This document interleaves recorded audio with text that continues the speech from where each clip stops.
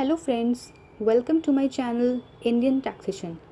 Nowadays the most current and top business topic is GST bill. So let us understand that what is GST? GST, it is one indirect tax for the whole nation which will make India one unified common market. It is a destination based tax on consumption of goods and services. It is proposed to be levied at all stages right from the manufacturer up to final consumption. In nutshell, we can say that only value addition will be taxed and burden of tax is to be borne by the final consumer. Now, what are the existing taxes that are subsumed under GST? So in central, it is excise duty, additional duty of custom, service tax, surcharge and cess, and in the state VAT, central state sale tax, luxury tax, entry tax, entertainment tax, tax on advertisement, lottery, gambling, betting, purchase tax, state surcharge and cess.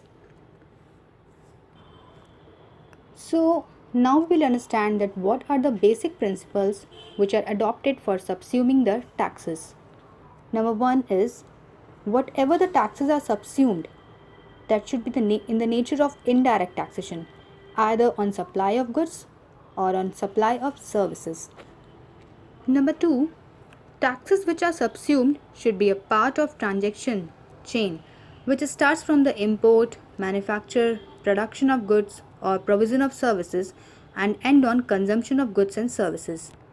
Number three, whatever taxes, levies and fees that are not specifically related to supply of goods or services should not be subsumed under the GST.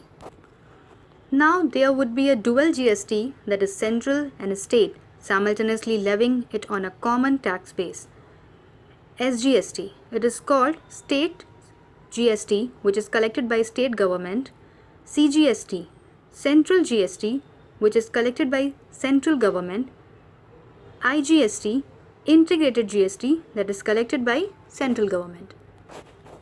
Now there are various of benefits of GST, so we will discuss some of here. It would reduce the multiplicity of taxes. Number one is. Second is, it would mitigate cascading effect and double taxation also. Number three, it will develop a common national market. Number four, CST credit which were not allowed earlier will be allowed now. Number five, for consumers, the biggest gain would be in terms of reduction in the overall tax burden on goods, which are currently estimated at 25 to 30%. Number six is, due to widening the tax base, there will be a revenue gain for the central and state. Number seven is, there will be an increase in trade volumes and improved tax compliances.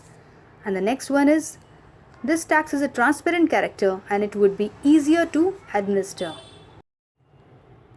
Now we will see that what are the benefits available to small taxpayer.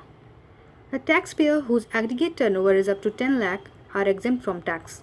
Aggregate turnover means all taxable, non-taxable supplies, exempt supplies and export of goods and services are included here, excluding the taxes. Here, aggregate turnover shall be computed on pan-India basis. For northern eastern states and Sikkim, threshold exemption limit will be 5 lakh and they will have the option of paying tax with input tax credit benefits. Taxpayer making interstate supply or covered under reverse charge mechanisms, that is RCM, shall not be eligible for threshold exemption.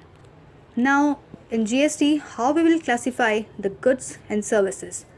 So there is HSN, that is Harmonized System of Nomenclature. It is a code. It is used for classifying goods under GST. Taxpayer whose aggregate turnover is less than 5 crore and more than 1.5 crore will use 2-digit code.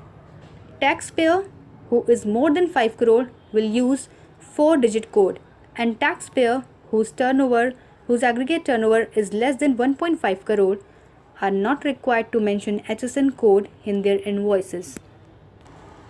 Services will be classified as per SAC code, that is Service Accounting Code. Now we will understand the treatment of import and export under GST.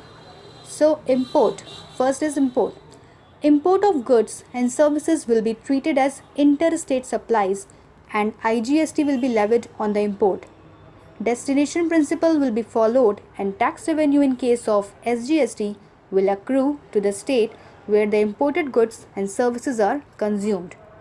Full and complete set-off will be available on the GST paid on import on goods and services. Now, export. Export will be treated as zero-rated supplies. No tax will be payable on export of goods and services.